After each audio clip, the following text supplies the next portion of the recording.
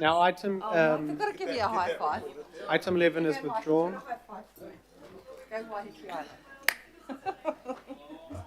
Oh, we're good. We're good. We have Waitemata Harbour West, Waitsia Street to Devonport Peninsula Shoreline Adaptation Plans. Thank you so much. We've got one for you though, especially for Waiheke. Bastards. And huge apologies, Natasha and Lara, and I know our iwi reps, I'm not sure, were able to still stay, which is completely understandable. We would just wait for a couple seconds just while the room is.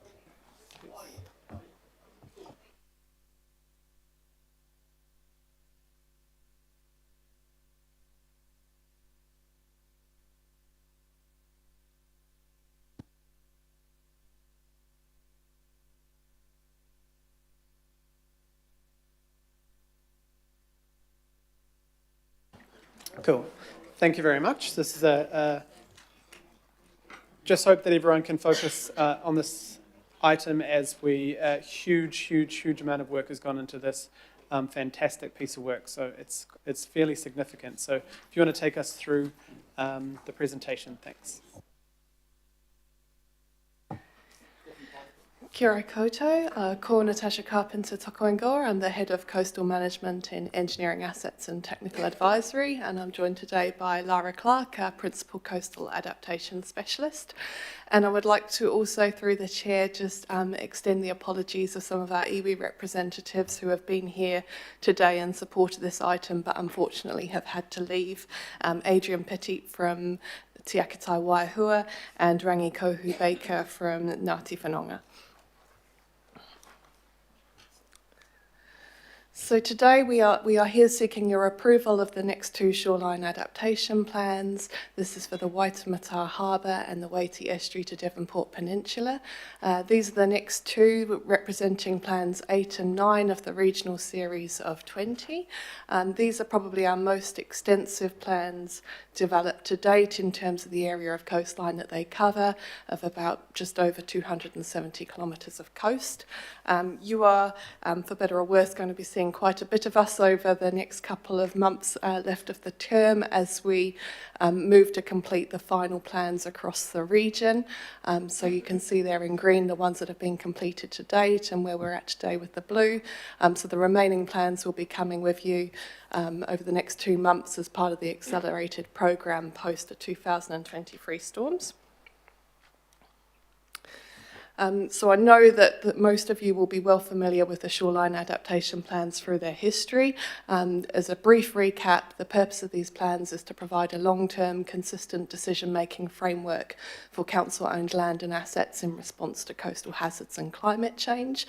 This was a piece of work that was recognised as in due need following the amalgamation of council to provide that consistent decision-making framework. The scope of the plans is as agreed through the governing body, so it includes the coastal hazards of coastal erosion, coastal instability, coastal inundation, and the interface with catchment flooding, and climate change through specifically sea level rise. These are Council's first step in adaptation planning, and they align with the Ministry for the Environment's Coastal Hazards and Climate Change guidance. It's important, I think, to recognise that each local council is taking this as a somewhat their own bespoke way of doing it, but I think in terms of Auckland, we have one of the most significant and challenging coastlines when you think of the extent of the coast that we have and the complexity of working through 21 different local boards and 19 iwi partners, as well as the diverse communities that we have. And for that reason, these plans are focused on Auckland Council-owned land and assets in the first instance. And these are non-statutory and, if you like, living documents, which gives us the ability to respond to changes as we get new climate change information, as our communities change over time, but very much our first step in that adaptive planning journey.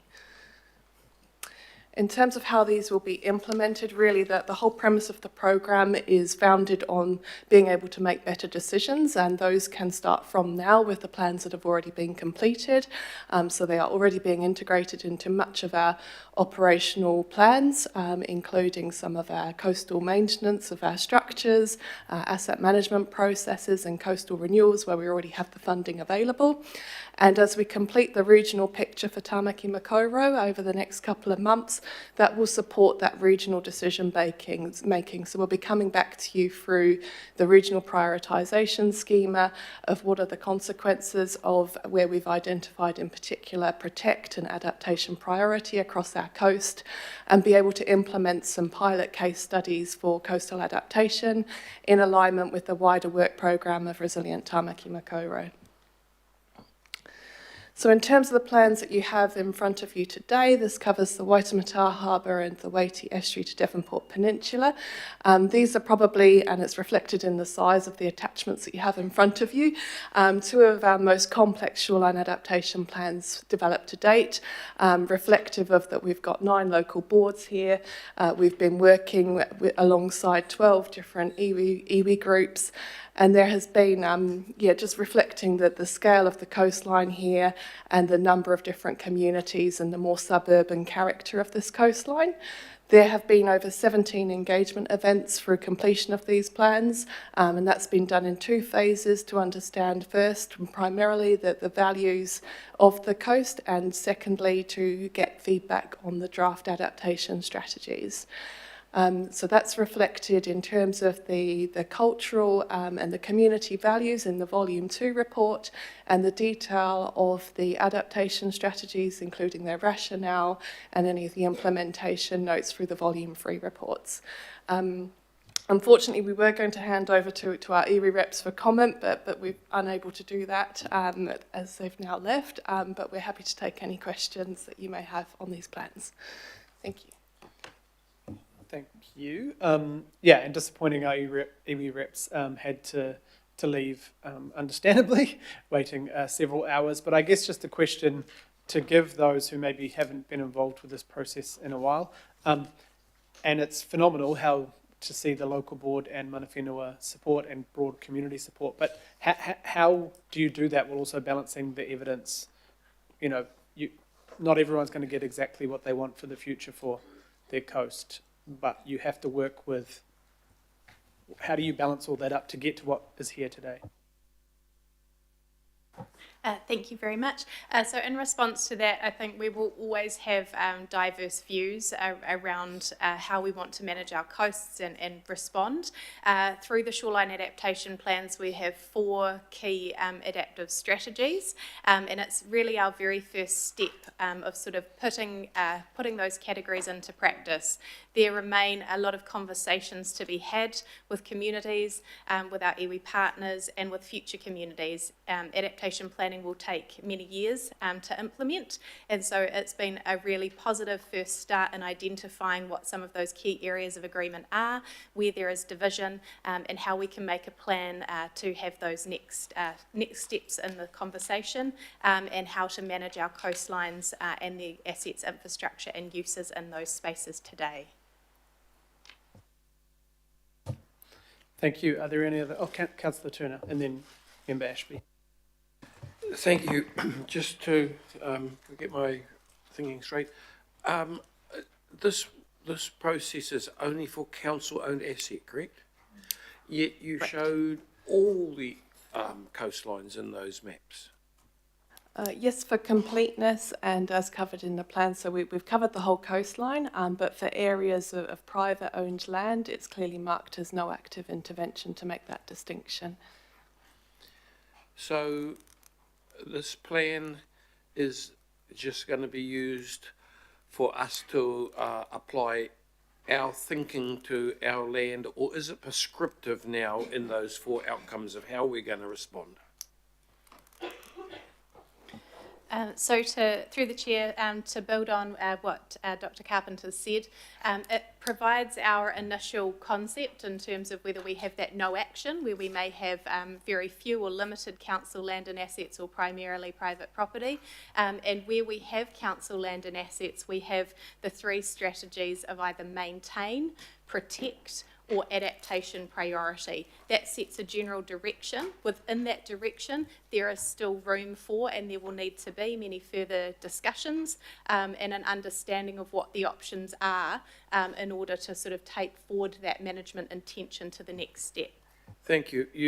I know you guys understand my concerns about this, and the quite different situation between council asset, which usually hasn't got much built infrastructure, or if it does, we can come up with the money to shift it or the plans to shift it, compared to private land, which has a value to it measured in a different way, and quite often with much more built infrastructure on it.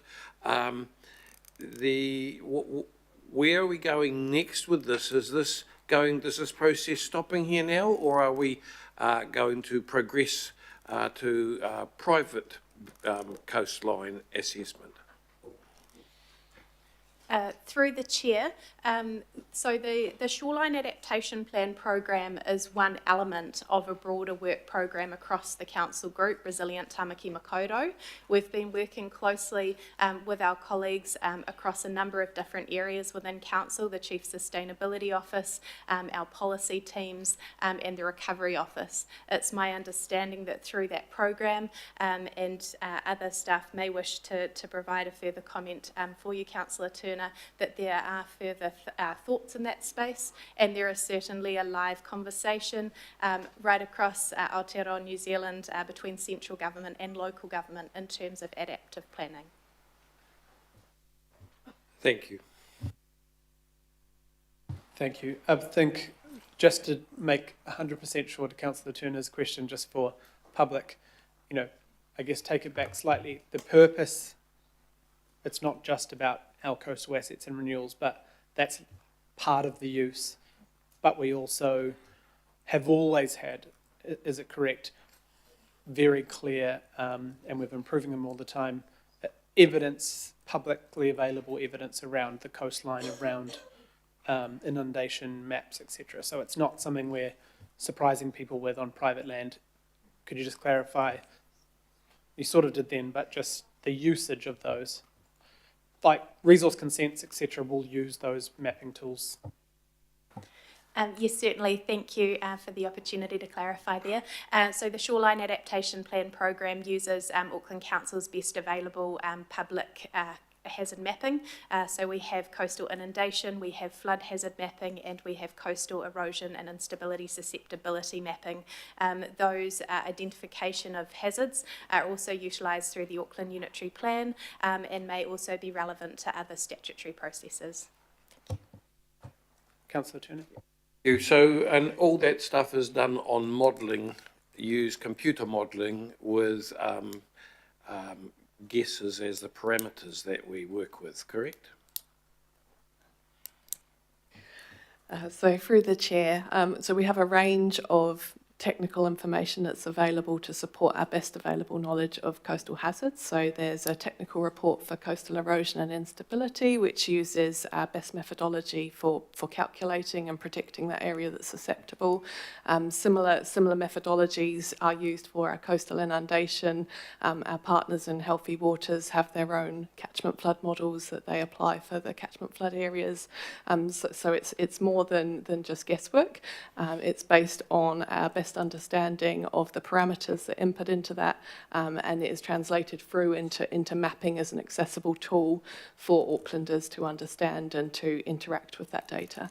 Thank you. Last question. So the Council's Stormwater Code of Practice, Volume 3, I think it is, in there it states that when any consenting for any work or consideration for work takes place, all drains under 600 millimetres diameter have to be considered as 100% blocked between 600 mils and 800 mils, 50% blocked, and above that 10% blocked, are the drains, etc., in council land, which is on the foreshore, which allows the dispersion of stormwaters out to sea, are they covered under that rule?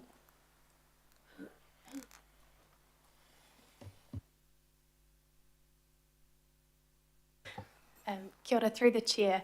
I am a planner by background rather than an engineer, so I'll do my best to address this. So my best understanding is that with our catchment flood hazard models, they have a sea level rise component which is factored into that modelling. So that may differ depending on the age of our models and when they were developed, and it may assume that mean high water, or where the tide comes to in relation to the land, in relation to how the flood areas may drain to the coast, that is assumed as a level in those models. But I'm afraid I can't provide any further technical comment there. Okay, thanks. I can assure you that what I just said is correct. So my concern is that when it comes to our regional parks, etc., which often have large lagoon areas built into the backs of them and all that sort of stuff, that we're cornering ourselves into a position where we're predetermining. I understand the full criteria you said, but I'm still concerned that we are removing our ability, our right to defend against sea level rise and all the things you spoke about. So, you know, do you see this as a two-way policy? Through the chair, I think just to reiterate that these are non-statutory plans, so they're not binding us to any adaptation strategies within them. They are a recommendation. All activities are still subject to resource consents and the codes of practice and guidance documents that support those physical infrastructure processes. But if we vote this through, that will mean that the staff have to take these policies into consideration with any of their activities, right? They may be non-statutory, but it doesn't mean they are non-effective, does it? Through the chair, they will be a policy that is identified for consideration, as you've rightly identified, but as Dr. Carpenter's noted, best available information and the opportunity to make sure these remain living documents will also be taken into consideration. Thank you, Councillor. Member Ashby. Kia ora, thank you. Thank you for the report, and thanks for all the work you and the team have done in the background to get it here. I note the list of local board endorsements in the paper. I've just got a series of questions, really just honing in on the iwi engagement. Perhaps the first one is just, this is a living document you've said, so I'm just interested in how often or what triggers those updates, and then I just have some other questions. Kia ora.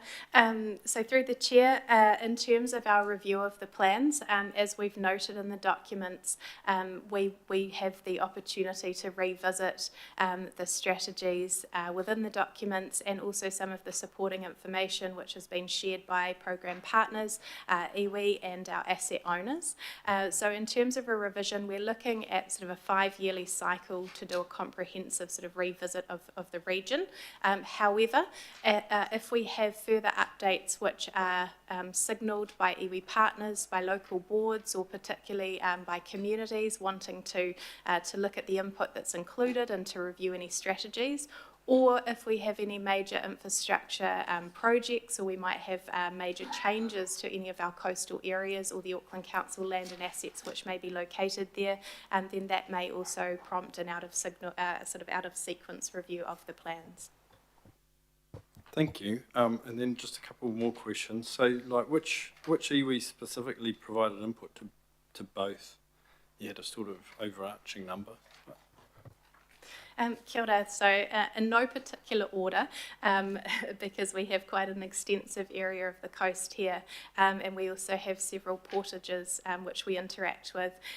We have engaged with primarily 12 iwi groups, so again in no particular order, Te Aki Tai Waihua, Ngāti Whanaunga, Ngāti Pāwa, Te Kawerau Amaki, Ngāti Whātua Orake, Ngāti Whātua o Kaipara, or Ngā Maunga Whakahi o Kaipara as the post-governance organisation there, Ngāti Manuhiri, primarily for the Weti Estuary to the Devonport Peninsula Plan, Ngāi Tai ki Tāmaki, Te Patu Kirikiri, Ngāti Maru, Ngāti Tamatera, who have largely deferred to other iwi for many of the areas within these two shoreline adaptation plan areas.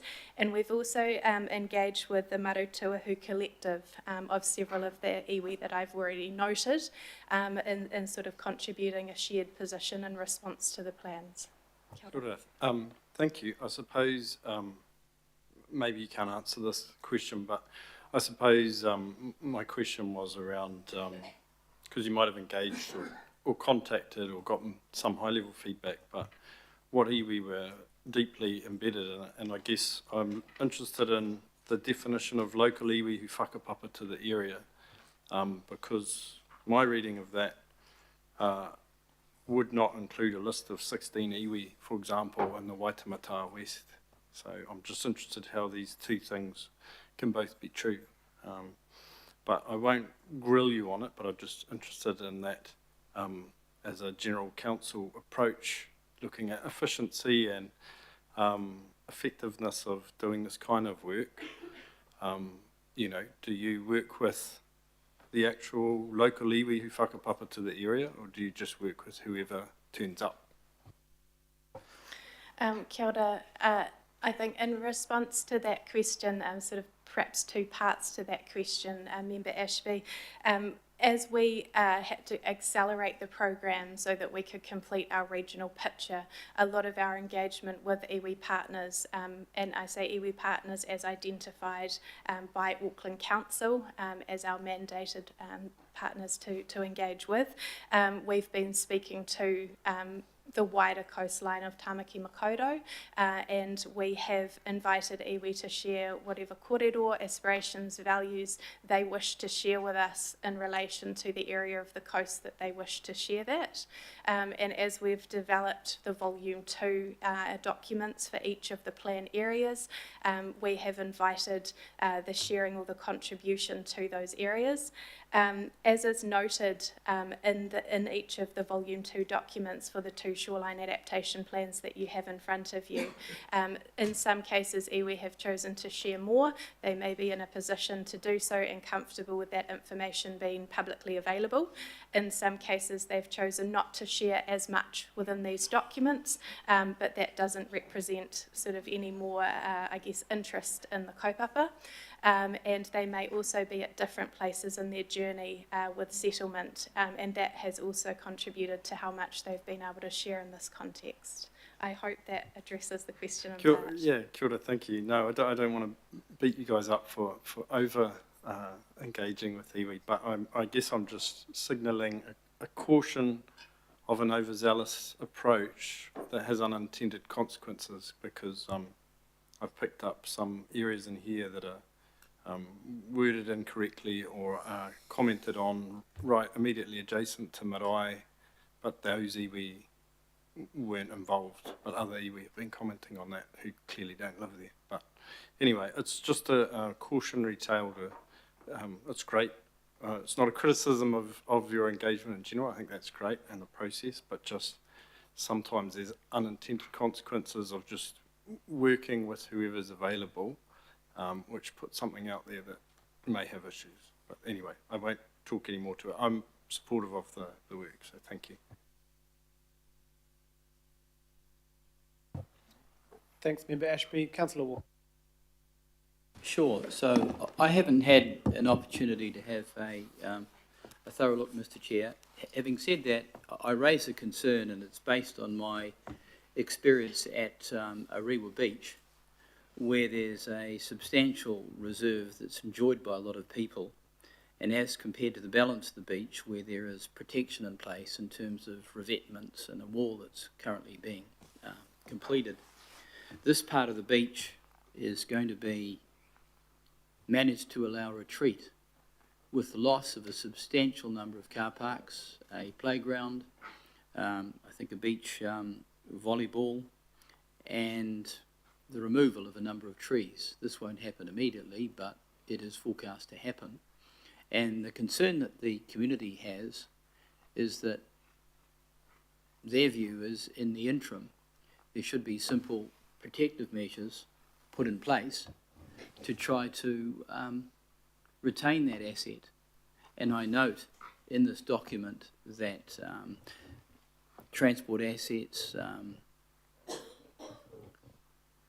areas of parking and the like elsewhere are being protected. So I just have a question mark over consistency. And I think the general question I'm asking is, are there substantial areas identified within this document where managed retreat will be the method?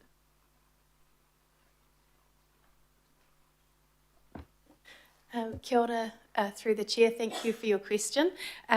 So in terms of the terminology around managed retreat, that is one of the things that we've reflected on through the Shoreline Adaptation Plan program as an iterative program. And what we have looked at is the broadening of that category to adaptation priority area. And the reason for that is reflecting on feedback that we've received from our communities, from local board members and from fellow councillors, is that we need to have far many more discussions with communities and with interested parties and have the opportunity for that to occur.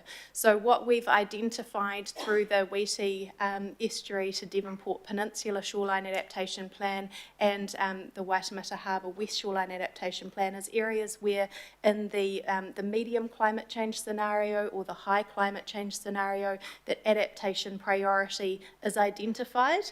And that does need a further discussion around which assets or uses may need to be retreated, which assets and components of those different shorelines and those different areas may need to be protected, because it is perhaps not as straightforward as to just say managed retreat for all uses and assets in an area. And just a point of clarification in terms of the two plans that you have before you today, the Weeti Estuary area, the northernmost extent, sits just to the south of Silverdale, and we will be bringing the Orewa Beach area as part of the Snells Beach to Orewa Hibiscus Coast Plan, which should come to you in the next 2 months. Thank you. So I'll just make a comment at this point, Mr. Chair, if it's appropriate. And that is the anomaly around Orewa Beach, which is part of the Whangaparoa Bay complex. It was deliberately left out because of issues to do with Orewa and the seawall controversy, but rightly it's actually part of that area. It continues to be an anomaly. Associating it with Snells Beach and the like is, in my opinion, a mistake. Orewa is a rather closed system, but as I say, it associates as part of Whangaparoa, which refers to the peninsula, but it's actually the bay. So I just put that on the table. It is an ongoing anomaly that exists and frankly should be corrected. The other question I've got is what this adaptation or shoreline adaptation strategy picks up in terms of the impact on marinas, either current or proposed, because that is an issue of significant concern, and they are assets often that are council assets. So is there any commentary around marinas? So thank you very much through the chair. In terms of marinas, probably one of the more significant areas where there is a private marina within the Weeti Estuary to Devonport Peninsula Shoreline Adaptation Plan is at Bayswater. In relation to that section of the coast, we also have Auckland Transport interests in ferry transport infrastructure there. So where we have marinas, where we have wharves, and where we often have really critical boat launching areas, another example would be at Takapuna, at the promenade there. We do often identify protect as our strategy, certainly under a low climate scenario, and very often through to the moderate and high climate scenarios, recognising the importance of water access and the significant investment in those facilities. Where we do have such Auckland Council owned or managed infrastructure in proximity to private marinas, and there are a number of locations around the Waitemata Harbour, thinking in the Upper Harbour area as well, we identify clearly in the plans through implementation guidance notes that further collaboration will be required with those private operators and private owners to understand what their intentions might be to respond to climate change and coastal hazards. Just further to that, by way of information, as much and all as there might be a private operator, in almost all instances, the underlying land, the reclamation, are council. So, council's the significant stakeholder. The private operator may well be temporary in nature. So I have an ongoing concern there. I'm just raising that, particularly because these marinas are vital for ferry transport into the future, civil defence, locations like the Whangapara Peninsula. If the road goes down, that's all you've got in parts of the peninsula in terms of Cool, Councillor, we just want to keep them to questions. Sure. So I'm just raising those issues because I don't, as much and all as I haven't read everything in detail, I don't see them acknowledged sufficiently. So I think, I don't know whether we're just accepting this, Mr. Chair, but I'm just identifying some concerns. Thank you. Councillor Watson, you have questions? Yeah, and just following on that question to do with marinas, there's a section here, Waitemata Harbour West adaptation strategies, and it does mention the ferry connections at Birkenhead, Beach Haven, Hobsonville.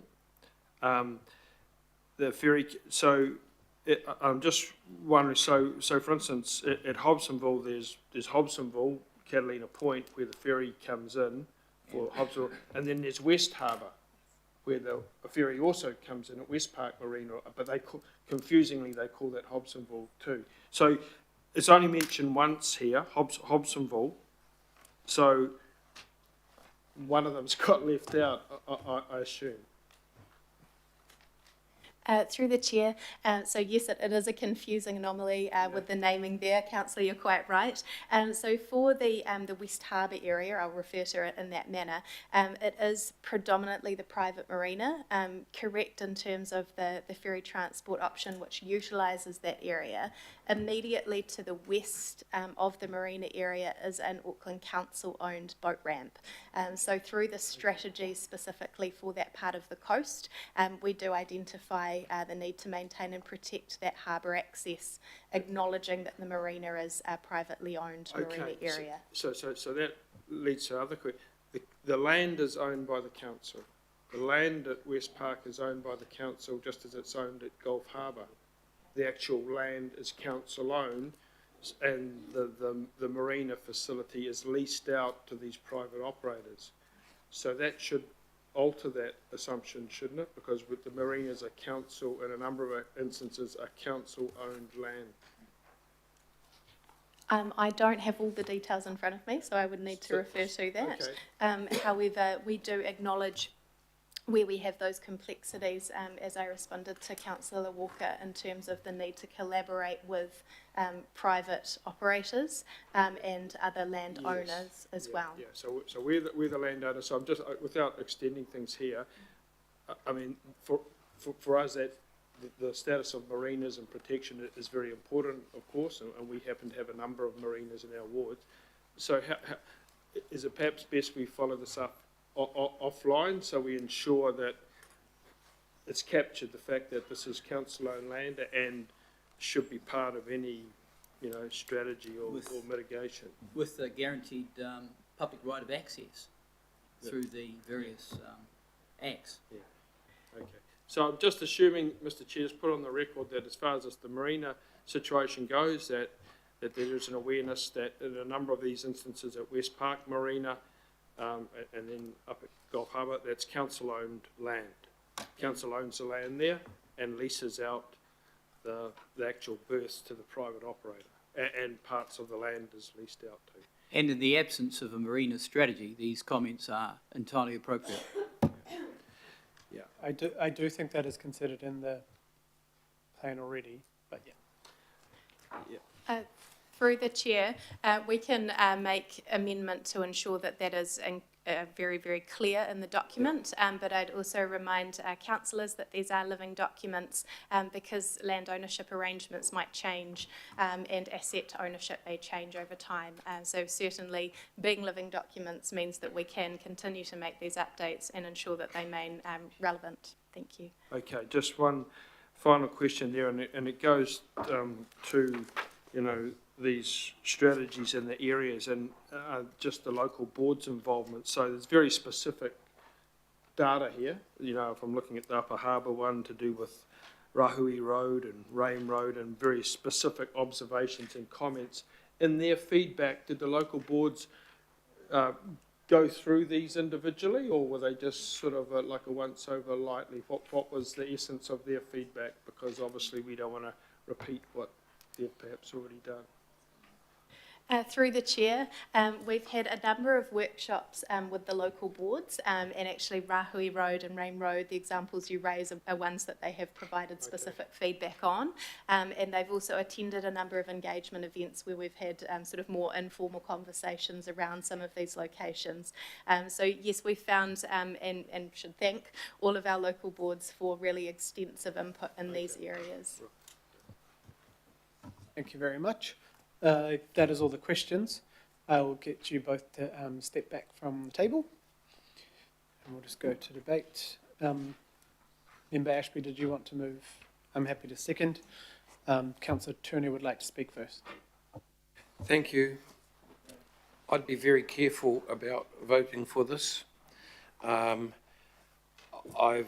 been involved with it in West Auckland. I know this is not West Auckland, but if it's the same as West Auckland, I believe there's a huge potential here of this this policy being used as an excuse for council to retreat from its duties and costs and hard work when it comes to protecting public space, coastal recreation areas, etc.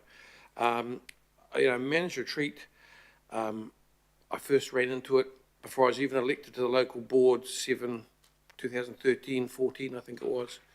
And it was in my part of the woods, a place called Huia, where politically the local board was going to tear down a damaged seawall, remove the park infrastructure, remove the public toilets, and allow managed retreat to engulf the public domain area.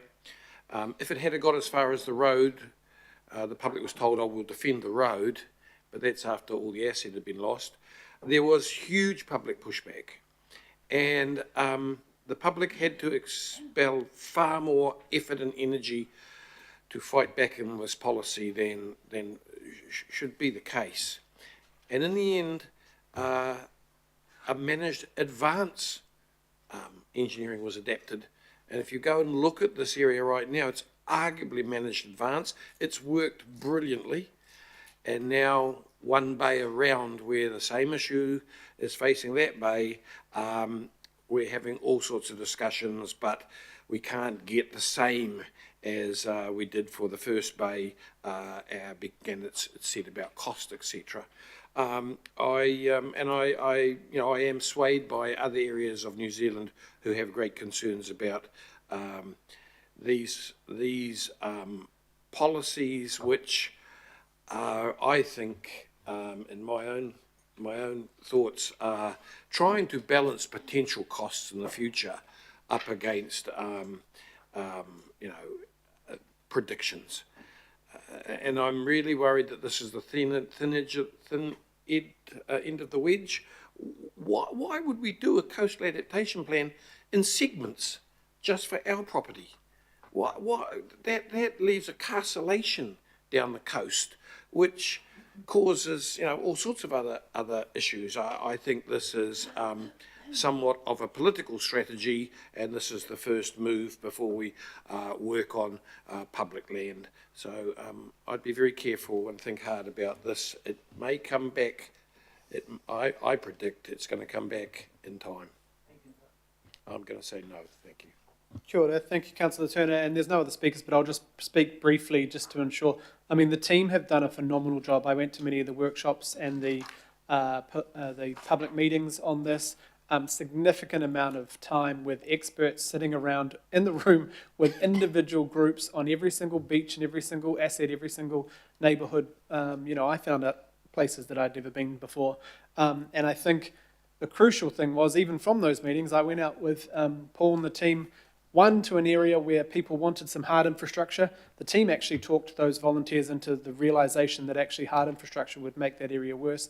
They're doing some amazing work there with planting up some coastal space. Another one we took out, and the team were, for a long time, Hadfield Beach, the team, the public there have been asking for hard infrastructure, asking for help. The team came out, we all stood on the beach over January. They looked at the plan, they looked at the direction and said, actually, there is important assets here like water care pipes, there is important reserve here. There are parts of this beach that actually putting hard infrastructure would be a fail.